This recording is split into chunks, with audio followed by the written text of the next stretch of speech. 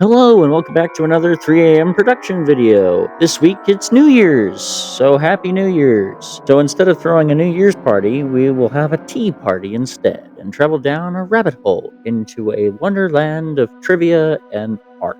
Disney's Alice in Wonderland was originally intended to be a live-action hybrid animated film before it was decided to be a fully feature-length animated film, something along the lines of Mary Poppins or Bedknobs and Broomsticks. When it was released, it was considered a box office bomb and received generally negative reviews from critics, but in the 70s they re-released it, and that proved to be a much more successful adventure. But the story of Disney's Alice in Wonderland starts in a small park in England where this young girl named Alice and her cat listens distractedly to her sister reading a history lesson, and she begins daydreaming about a nonsensical world when she spots a white rabbit with a clock who is panicking over being late. Alice proceeds to follow this white rabbit into a burrow and plummets down deep into a rabbit hole. Upon landing in a place called Wonderland, she finds herself facing a tiny door whose handle advises drinking from a bottle on a nearby table. She shrinks to an appropriate height, but has forgotten the key on the table. She then eats a cookie on the table, which excessively causes her to grow.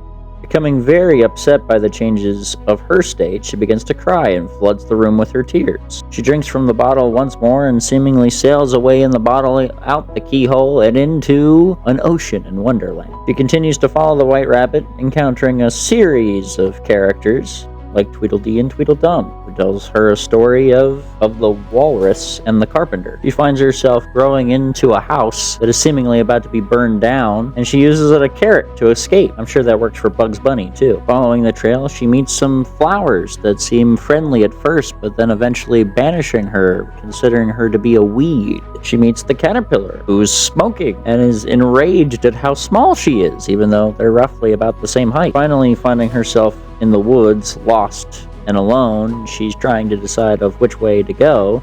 She meets the Cheshire Cat, who proposed that there's always this way or that way, but managing to stumble her way on finding the Mad Hatter, the March Hare, and the Little Dormouse. We're in the midst of a happy unbirthday party, and trying to relate her problem to the three, she becomes seemingly frustrated with their interruptions and absurd logic. Finding herself lost once again, she meets the Cheshire Cat, who gives her a path to the hot-headed Queen of Hearts, the only one in Wonderland who can give her a way home. In the Queen's garden, but never play cards with her, because you'll never come out ahead. But the Queen and Alice end up playing a very different game of croquet, which ends up getting rigged in the Queen's favor.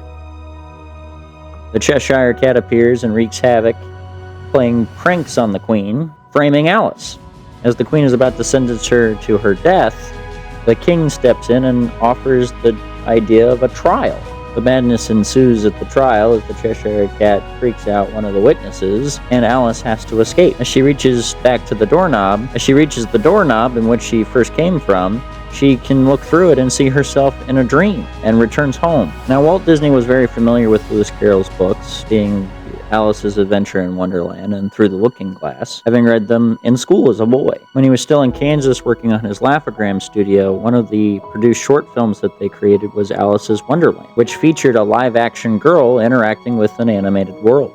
Now, unfortunately, that studio went bankrupt and he had to move out to Hollywood, but he used that showcase as a way to show potential distributors what they were capable of doing. He eventually found a distributor that decided to make the Alice comedy series, and Walt seemingly teaming up with his brother Roy to create the Disney Brothers Cartoon Studio, which would later be rebranded to the Walt Disney Production. At some point, Roy Disney was first interested in acquiring the film rights to the Alice books, which he had learned were in public domain. A proposal for a feature-length adaptation of Alice in Wonderland combined the idea of the live-action performance with an animated Wonderland supplied by the Disney Studio. But Disney was a little hesitant about the idea, and the project got scrapped. A few years later, Disney produced a Mickey Mouse short called Through the Mirror, which was based off the second Alice novel, Through the Looking Glass, which featured a lot of Mickey's personal items coming to life after he stepped through his mirror. After the success of Snow White, he acquired the film rights to the Alice books with the illustrations from the original book.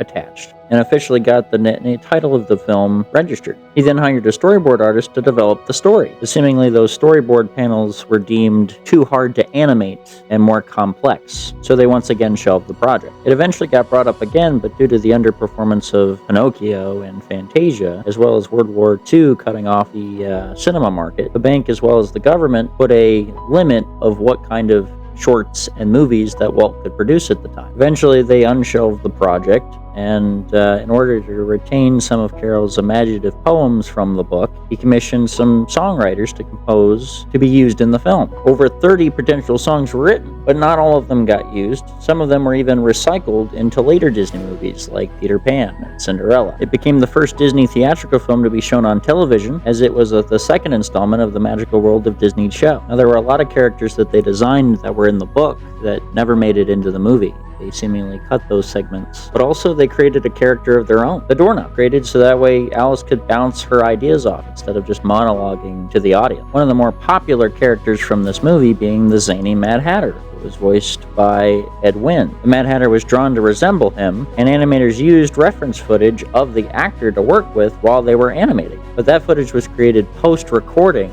so they brought him back in and they decided to film him, but he couldn't make out a lot of what he had originally said, so he decided to ad-lib. A lot of the animators and producers at the time thought it was so good they decided to use that instead. It was kind of the bane of existence for the sound department, because they had to edit out all the background noise to get used into the actual movie. But this Wonderland was taken from the mind and creation of Lewis Carroll's story. Now, Lewis Carroll's, that was just his pen name, his real name being Charles L. Dodden. The idea for this Wonderland came when Lewis Carroll and a friend of his were rowing up a river with 3 young daughters of another friend of theirs, one of the girls being named Alice. Carroll was so excited about this idea that he spent months over a manuscript and eventually brought it back to the girls to read to them and get feedback, going back and adding and finishing the touches of the book, even providing some original illustrations for it. But his publisher thought he should get somebody else to draw. Lewis Carroll, being his alter ego, Lodgen, also had other hobbies, one of which was mathematics.